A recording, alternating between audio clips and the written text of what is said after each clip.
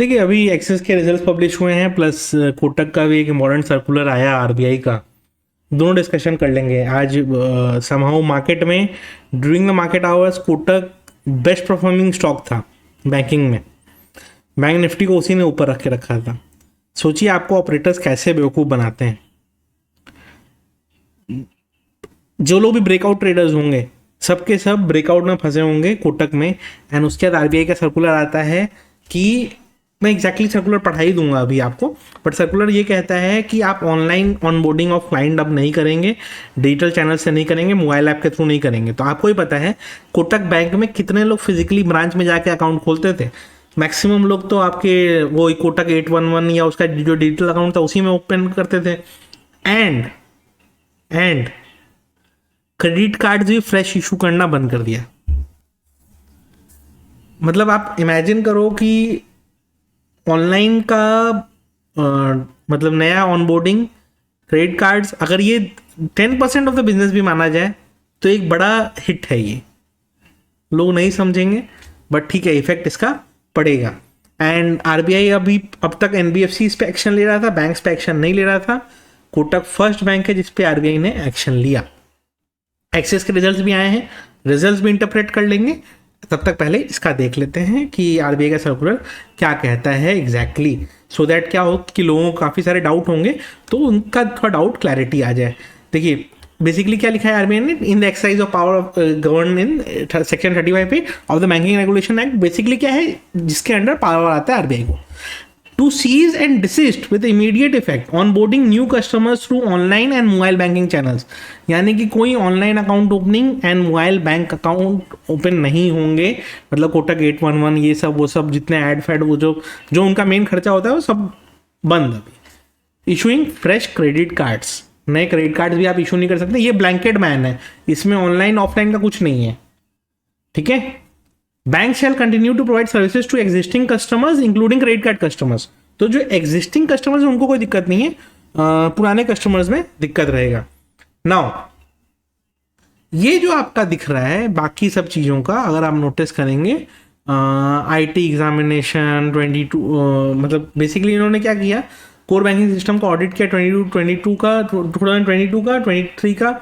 उस समय उनको कुछ इरेगुलरिटीज मिली जिसके कारण उनको लगता है कि भाई इनको हम ऑनलाइन ऑनबोर्डिंग तो अब अप्लाई नहीं करने देंगे। अभी ये supervisory action again Kotak Mahindra आया है, धीरे धीरे हो सकता है और बैंक्स भी आएंगे रेडार में, देखते हैं क्या होता है।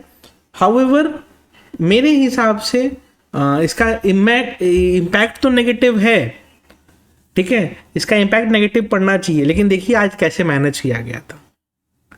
ठीक है। और अगर कल नेगेटिव मैनेज करना भी होगा तो वो नेगेटिव पहले खोल ही देंगे, खुलने के बाद फ्रेश शॉट शायद अपॉर्चुनिटी ना बने, वो खोल ही नेगेटिव देंगे। बस वही दिक्कत है। और लेकिन आज बैंक निफ्टी की एक्सपायरी हो गई, उसके बाद ये न्यूज आया है। नहीं तो आज बैंक निफ्टी के ट्रेडर्स कुछ पैसा कमा लेते, बट वो पैसा कमाने उनको दिया नहीं जाएगा। ठीक है, चलिए कोई बात नहीं, आते हैं एक्सिस के रिजल्ट्स पे। अब एक्सिस भाई साहब का रिजल्ट देख लेते हैं हम लोग।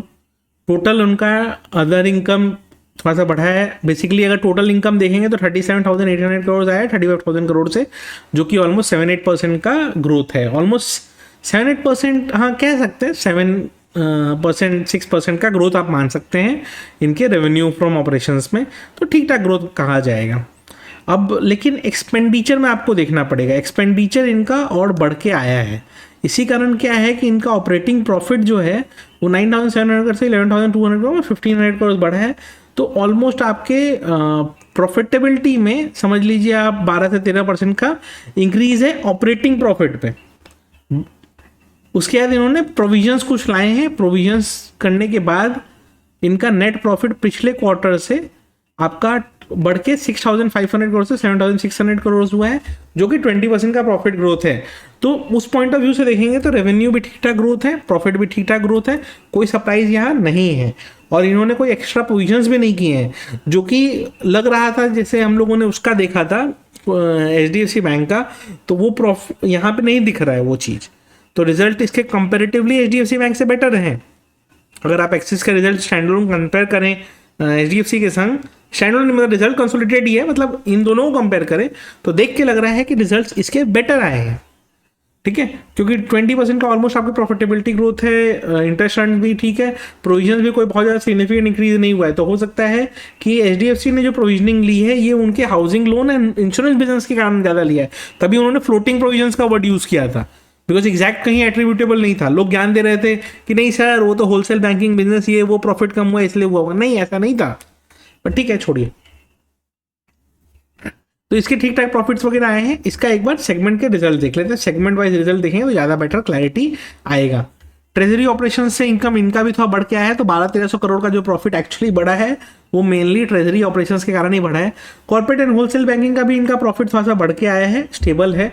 रिटेल बैंकिंग का भी प्रॉफिट ठीक ठाक बढ़ के आया है इनका, मतलब सॉरी रेवेन्यू बढ़ के आया है, तो कोई दिक्कत की बात नहीं है। तो रेवेन्यू ओवरऑल हर सेगमेंट में ही बढ़ा है इनका।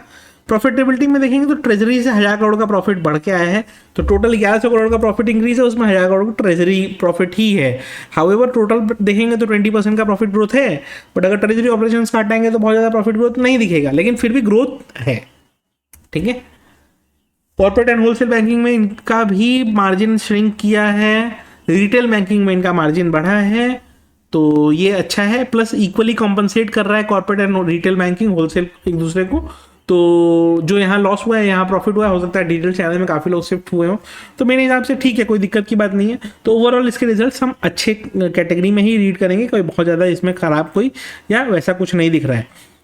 रहा स्टॉक परफॉर्मेंस का बात, तो स्टॉक तो देखिए अभी मतलब बहुत ज़्यादा ऊपर के लेवल पे है ना, बहुत ज़्यादा नीचे के लेवल पे है। मेरा मानना है 1050 के नीचे अगर जाता है तो वीकनेस है, 1080 के ऊपर जाता है तो स्ट्रेंथ है। ये रेंज के बाहर रहेगा तो आपको अपॉर्चुनिटी में खोजना है पोजिशनल वाला, बट जब तक 1050 टू 1080 के रेंज में छोटा मोटा स्कैल्प मिल जाएगा, बड़ा कोई ट्रेड तो शायद ना मिले देखने को। अब देखते हैं कि ये जो इम्पैक्ट आया है कोटक बैंक पे, ये कोटक बैंक पे जो आया है उसका कितना बड़ा इम्पैक्ट आएगा बाकी बैंक्स पे, क्योंकि अगर इनके ऑडिट्स में इशू निकाला गया है तो एचडीएफसी बैंक जिसका नेट बैंकिंग आधा टाइम डाउन ही रहता है उसका तो क्या ही कहिएगा, फिर तो कब होगा भगवान जाने, लेकिन आएंगे तो सभी फिर लगता है, क्योंकि आधा टाइम तो उसका डाउन रहता है। आईसीआईसीआई का भी ऐप कभी कभी डाउन रहता है, तो मेरे को तो समझ में नहीं आया। अच्छा कोटक तो मैं यूज़ नहीं करता हूँ तो हो सकता है मेरे को पता ना हो, बट जो लोग यूज़ करते हैं उनको ज़्यादा पता होगा। तो ओवरऑल अगर एक्सेस के रिजल्ट देखेंगे तो result are good, not great but result are good. अगर इसको कंपेयर करना है तो जैसा आप कहिए रिलायंस के रिजल्ट है वैसे ही रिजल्ट इसको आप पकड़ सकते हैं। तो रिजल्ट्स ओवरऑल अच्छे हैं और कोई नेगेटिविटी की बात नहीं है एंड ठीक ठाक चल रहा है। बस मेरे को बस एक ही चीज़ देखना था, इसका एनपीए का पोजीशन क्या है, तो एनपीए का पोजीशन से एक बार देख लेते हैं, क्योंकि सब में अगर दिख रहा है। अच्छा एमपी चित्तालेन का ऑडिटर है, ठीक है, हाँ हाँ वो स्टैंड लोन में मिलेगा ना, हाँ स्टैंड लोन में आते हैं, ओके।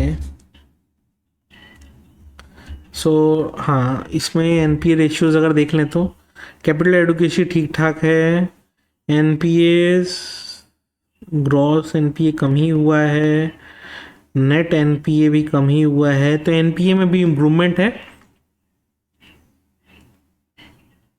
रिटर्न ऑन एसेट भी इम्प्रूव हुआ है, एनपीए भी इम्प्रूव हुआ है, तो ओवरऑल अच्छा रिजल्ट कहेंगे इसको। यस वीडियो अच्छी लगी हो तो लाइक कर दीजिएगा।